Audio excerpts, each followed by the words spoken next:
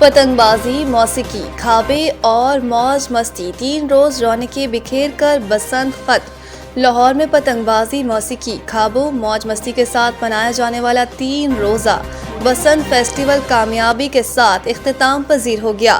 3 روز میں شہر بھر میں بسنت نے خوب رونقیں بکھیری اور ہر عمر کے افراد اس تہوار کے رنگ میں رنگے نظر آئے۔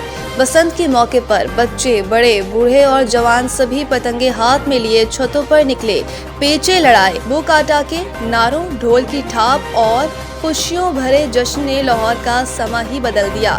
جگہ جگہ دعوتوں کا اہتمام کیا گیا اور شہریوں نے بھرپور انداز میں بسنت کا لطف اٹھایا۔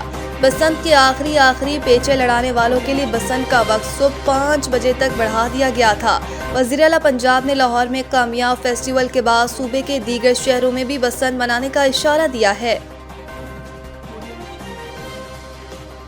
Supreme court P T I وکلاء کی عمران خان سے فوری ملاقات کی استدعا مسترد۔ چیف جسٹس پاکستان یحییٰ افریدی کی سربراہی میں 2 رکنی بینچ نے کیس کی سماعت کی۔ تحریک انصاف کے رہنما لطیف کھوسہ کی بانی سے ملاقات کی استدعا پر حکومت کو کل کے لیے نوٹس جاری کر دیا گیا۔ چیف جسٹس پاکستان یحییٰ افریدی نے لطیف کھوسہ سے مکالمے میں کہا کہ ہم بغیر نوٹس ایسا کوئی حکم نہیں دے سکتے۔ ابھی درخواست کے قابل سماعت ہونے کے اعتراض کی رکاوٹ کو عبور کرنا ہوگا۔ ذہن میں رکھیں کہ آپ کے مقدمات دوسری عدالتوں میں زیر التوا ہیں۔ ہمارے خیال میں یہ کیس غیر مؤثر ہو چکا ہے۔ 24 اگست 2023 کا حکم نامہ تھا جس کے خلاف کیس آیا تھا۔ چیف جسٹس پاکستان کا کہنا تھا کہ بغیر نوٹس جاری کیے ملاقات سے متعلق کوئی آرڈر نہیں دے سکتے۔ یہ دیکھنا ہوگا کیس غیر مؤثر ہو چکا یا ابھی چلایا جا سکتا ہے۔ دوران سماعت وکیل لطیف کھوسہ نے موقف اختیار کیا کہ مجھے موکل سے ملاقات کی اجازت دی جائے، جس پر چیف جسٹس نے کہا کہ کل ملاقات سے متعلق بھی فیصلہ کریں گے۔ بعد ازاں سپریم کورٹ نے کیس کی سماعت کل تک ملتوی کر دی۔ وزیر اعظم شہباز شریف کی غزہ امن بورڈ کے پہلے اجلاس میں شرکت کا امکان۔ غزہ امن بورڈ کا پہلا اجلاس 19 فروری کو واشنگٹن میں ہوگا، جس میں وزیر اعظم شہباز شریف کی شرکت متوقع ہے۔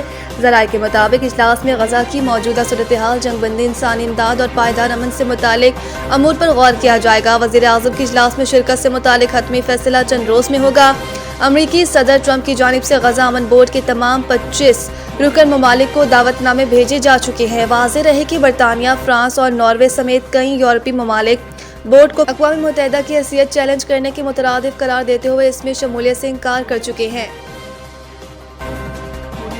جوا پروموشن کیس، یوٹیوبر ڈکی بھائی، ان کی اہلیہ سمیت دیگر ملزمان پر فرد جرم عائد۔ ضلع کچہری لاہور میں جوڈیشل مجسٹریٹ نعیم وٹو کی عدالت میں یوٹیوبر سعد الرحمان عرف ڈکی سمیت دیگر ملزمان کے خلاف جوئے کے پروموشن کے کیس کی سماعت ہوئی، جس میں ملزمان عدالت میں پیش ہوئے۔ عدالت نے سعد الرحمان عرف ڈکی اور ان کی اہلیہ سمیت دیگر ملزمان پر فرد جرم عائد کر دی، تاہم ملزمان نے صحت جرم سے انکار کر دیا۔ جوڈیشل مجسٹریٹ نعیم وٹو نے مقدمے کے گواہوں کو 23 فروری کو طلب کر لیا۔ واضح رہے کہ NCCIA نے سعد الرحمان عرف ڈکی سمیت دیگر کے خلاف مقدمہ درج کر رکھا ہے، جس میں ملزمان پر آن لائن جوا ویب سائٹس کی تشہیر کا الزام ہے۔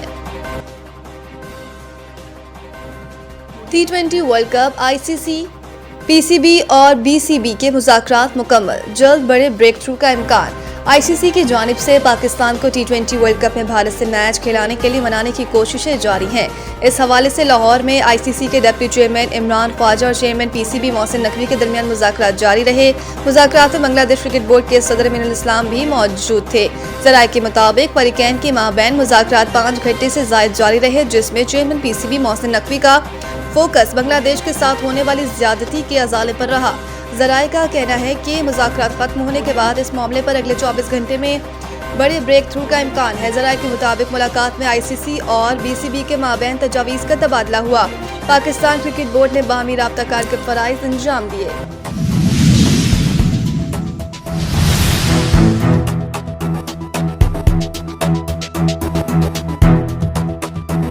پاکستان رینجرز اور SIU پولیس کی جانب سے خفیہ معلومات کی بنیاد پر کراچی کے علاقے پرانا گودیمال میں بھتہ خوروں کے خلاف مشترکہ آپریشن کیا۔ زاہد لاڈلا گروپ اور لیاری گینگسٹر ارشد پپو گروپ نے قانون نافذ کرنے والے اداروں کے اہلکاروں پر فائرنگ کر دی۔ جوابی فائرنگ کے نتیجے میں 4 ملزمان راشد عرف چاچو اور عبدالحق عرف ڈاکٹر کو زخمی حالت میں، جبکہ ولید عرف ڈڈا اور معز عرف الرٹ بچہ کو بلا ضرب گرفتار کر لیا۔ गिरफ्तार मुलजमान के कब्जे से असलहा और भारी मिकदार में मुनशियात बरामद कर ली गई। गिरफ्तार मुलजमान राशिद उर्फ चाचू और अब्दुल हक उर्फ डॉक्टर का ताल्लुक भत्ता माफिया से मुंसलिक जमील छांगा और अब्दुल समद काठीवाड़ी ग्रुप से है। मुलजिम वलीद उर्फ डाटा का ताल्लुक लियारी के मुनशियात फरोश करूर से है, जो भत्ता माफिया रियाज उर्फ शीना और जाहिद लाडला ग्रुप के साथ मुंसलिक है। जबकि मुलजिम मोइस उर्फ अलर्ट बच्चा का ताल्लुक लियारी गैंगस्टर अरशद पप्पू ग्रुप से है। गिरफ्तार मुलजमान निजी बिल्डर्स और दीगर कारोबारी अफराद की मालूमात भत्ता माफिया के सरगना को फराहम करते हैं, जो बादशाह धमकियां देकर भत्ता वसूल करते थे।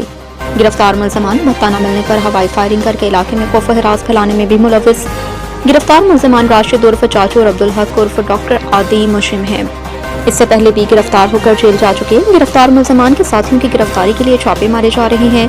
गिरफ्तार मुलजमान को बमा असलहा और मुनशियात मजीद कानूनी कार्रवाई के लिए पुलिस हिरासत में ले लिया।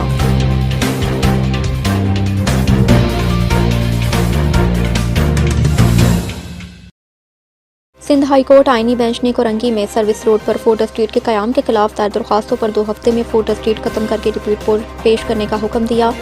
फोर्ट स्ट्रीट के खिलाफ दरख्वास्त लई कोहिस्तानी एडवोकेट ने दायर की। दरख्वास्त में वजारत बल्दियात, town Nazim Korangi town, deputy commissioner Korangi और दीगर को फरीक बनाया।